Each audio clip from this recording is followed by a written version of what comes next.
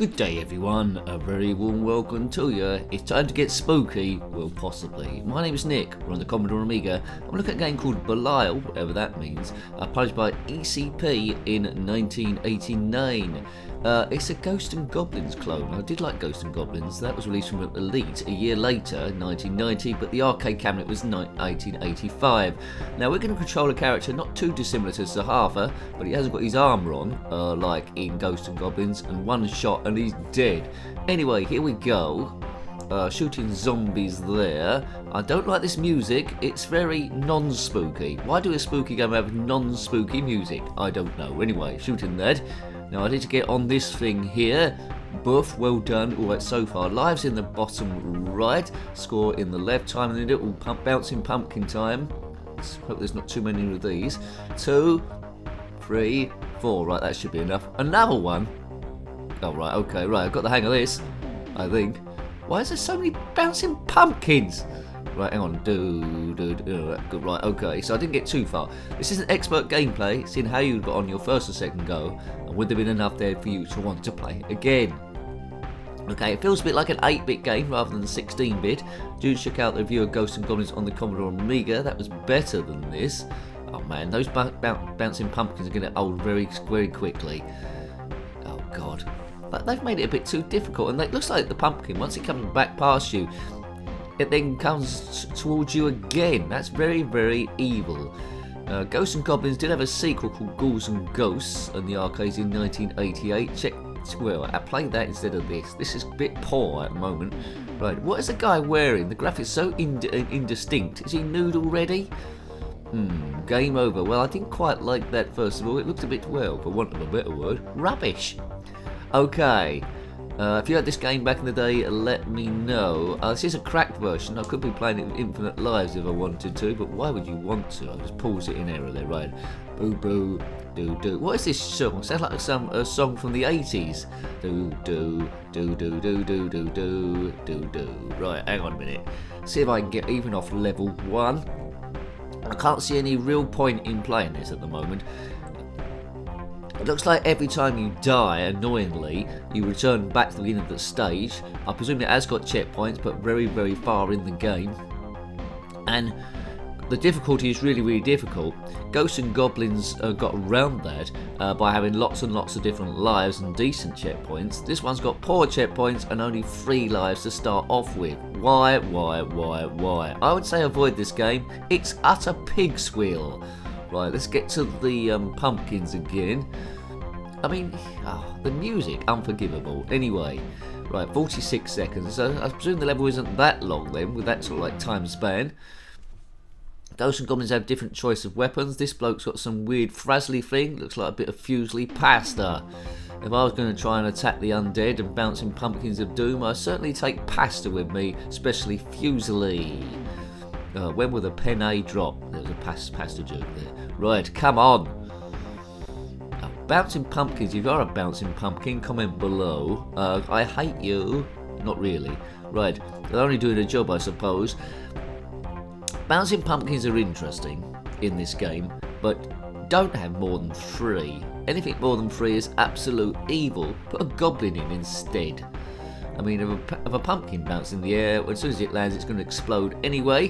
The zombies in this like to wear blue and green. They don't come out the ground like Ghosts N Goblins, the superior thing it's based on. They just stand upright straight away. It's a graveyard of doom. So what can we say about this game then? Music doesn't fit. It's a poor clone of Ghosts N Goblins, which is infinitely better. It's way too difficult.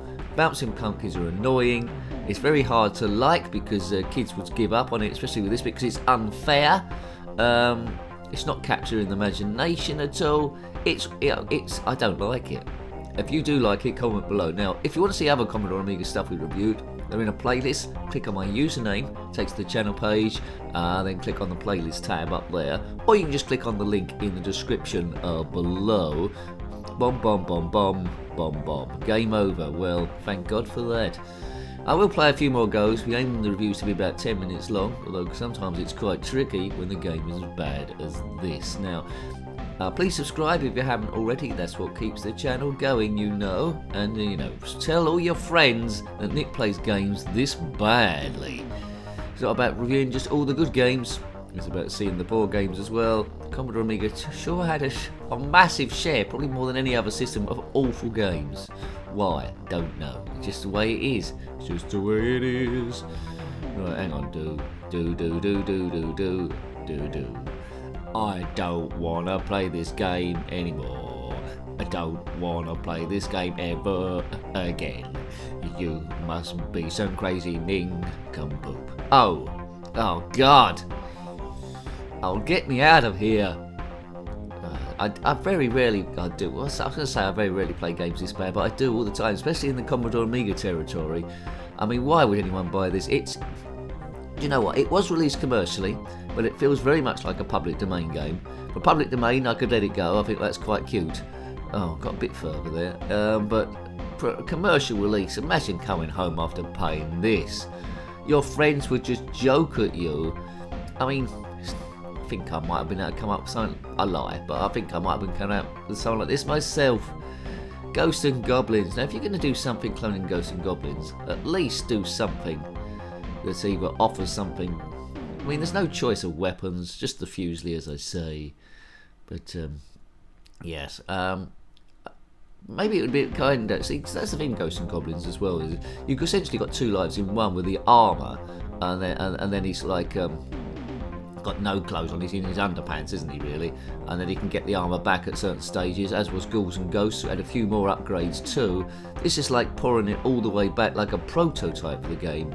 Is this finished? Well, I mean, this bit, that pumpkin bouncer bit, is unforgivable. I mean, even when they come past you, they come back for another swipe, and then the next pumpkin's on you. They're too close together. I mean, this is going to go on forever, is it? It will go on forever. That's never going to end. Well, that's just unfair. It's just forcing you to go on. There's an endless supply of pumpkins that eventually will kill you. Rubbish. I mean, and then there's a gravestone just there. And then we go back to the beginning again. I hate this game. Awful, awful, awful, awful. Green gravestones, that's definitely what I'm going to have. No, I'm not. I'm going to come back. Oh, well, my God, look at that. We're getting somewhere, are we? Do. It probably won't last long. Oh, God. I'm getting somewhere, and then I died. La la la la la la la la. If you're still watching, then well done you. Hope this is a lesson, never to play this. Now, I don't know a great deal about Ghosts and Goblins clones. I expect there's a few of them. You might have played some on any system. Let me know. What's your favourite Ghosts and Goblins clone? Don't include Ghouls and Ghosts, because that's why they're the same people. On any system. And what's your least favourite one? I think your least favourite one will be this one now. Belial. Yes, it must be like foreign for I don't know, bile or awful. The pumpkins ruin any chance of it, really. Take the pumpkins away. Have an easy stage 1, and I might have grown to like it a little bit, thinking I was playing a bonus level of Ghosts and Goblins, but because it's so difficult, I can't forgive it, really. You might like this game. You don't always have to agree with the person reviewing it, as you know. You might have got some joy in it. If you just got an Amiga, your first game was this, I don't think you would have played it again. Just feels 8-bit, doesn't it? It doesn't feel 16-bit at all. I mean, yeah. And the only bit of 16-bit is the music, which would have been all right in another game, but it doesn't really go with the genre of this, which is supposed to be horror zombies. Yes. Imagine this music in The Exorcist. It's not working, is it? Imagine it in Halloween or Friday the 13th. Jason Voorhees turns up and this is playing. It don't work. It doesn't work. Oh, God. Right, this has definitely been my last go, he says. I don't think I'll be confident of ever getting anywhere in this game. I don't think I'd ever do it. Right, last life. Yes, no, yes, no. And I've sort of like died just getting touched by a zombie and it's game over. Well, it's gonna be a play over and review over. I hated that game. Can't say anything good about the thing. A very, very poor Ghosts and Goblins clone. Move on. So I hope you liked having a look at the review at least. It's Belial, way too hard with bumps Bouncing Pumpkins, published by ECP in 1989. Yes, terrible. Yes, if you've got any views about this game, similar games, or anything retro, then put that in the comment section below. You're more than welcome. Until next time, take great care of yourself, don't have nightmares, and are very fond. Goodbye. Goodbye. Do. I don't wanna play this game anymore. I don't wanna play this game ever again. You must be some crazy nincompoop. Oh God.